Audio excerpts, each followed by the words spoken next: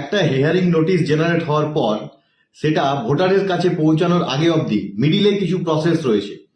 সেটা print out করে এইআরও বা ইআরও সাহেবকে সিগনেচার করতে হয়, তারপরে সেটা পার্টিকুলার বিএলওকে দিতে হয়, বিএলও সেটা কালেক্ট করে ভোটারের বাড়ি যেতে হয়, ভোটারের বাড়ি গিয়ে তাকে হ্যান্ড ওভার করে তার ছবি নিয়ে অ্যাপসে সেটা দেখাতে হয়। তো এই অ্যাক্টিভিটির জন্য একটা নির্দিষ্ট সময় অবশ্যই লাগে, সেটা মিনিমাম 5 মিনিট যদি আমরা ধরি, তো প্রত্যেকটা পার্টে প্রায় 400-450 মানে মোর দ্যান 50% নোটিশ জেনারেট যদি হয়, তাহলে 400 × 10 যে সময়টা লাগছে বিএলও সাহেবদের কাছে কিন্তু সেই টাইমটার বড়ই অভাব। তো hats off to all BLO সাহেব, আমি থ্যাংক ইউ বলছি আমার সমস্ত বিএলও সাহেবকে। আপনারা টেক কেয়ার করুন নিজের এবং কাজটা ঠান্ডা মাথায় করুন। আপনাদের কাজের প্রেশার প্রত্যেকেই বুঝতে পারছে।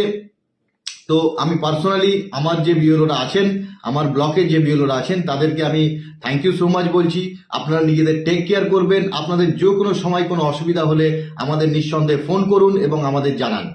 বিএলওদের জন্য হ্যাটস অফ এই কারণে বলছি, তারা যে পরিমাণে ফ্রাস্ট্রেশনে আছে, কারণ যে পরিমাণ হিয়ারিং নোটিশ জেনারেট হচ্ছে তাতে এই টেকনিক্যাল পার্ট কভার করে সেটাকে ভোটারের কাছে পৌঁছানো অবধি যে প্রসেসগুলো আছে সেটা টাইম কনজিউমিং, ডিফিকাল্ট বলবো না, একজন বিএলও নিরলসভাবে কাজ করে চলেছে, বাট একটা কাজের জন্য পার্টিকুলার সময়ও দরকার হয়। তো আপনারা যেভাবে কাজ করছেন তার জন্য আমি আমার তরফ থেকে থ্যাংক ইউ বলছি, আমার ব্লকের তরফ থেকে থ্যাংক ইউ বলছি।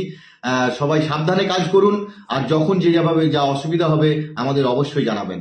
ভিডিওটা সমস্ত বিএলও সাহেবদের জন্য, যারা পশ্চিমবঙ্গে তথা ভারতবর্ষে যারা কাজ করছেন, যে বিএলও সাহেব ম্যাডামরা, নিজেদের টেক কেয়ার করবেন, ঠান্ডা মাথায় কাজ করবেন। আপনার যা অসুবিধা হবে সঙ্গে সঙ্গে আপনার এইআরও এবং ইআরও সাহেবদের জানাবেন, যাতে তারা প্রয়োজনীয় সাপোর্ট দিতে পারে।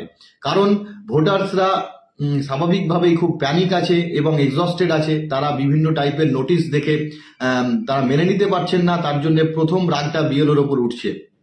তাই বিএলওর একটাই রিকোয়েস্ট করবো ভোটারদের, বিএলওর এতে কোনো দোষ নেই, উনি নিরুপায়, উনি ওনার কাজ করছেন, উনি ওনার ডিউটি করছেন।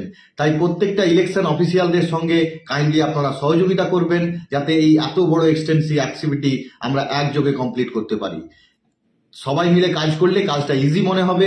যদি এগেনস্টে যান, যদি ইলেকশন অফিসিয়ালসদের এগেনস্টে যান, তাহলে কাজটা খুব ডিফিকাল্ট হবে।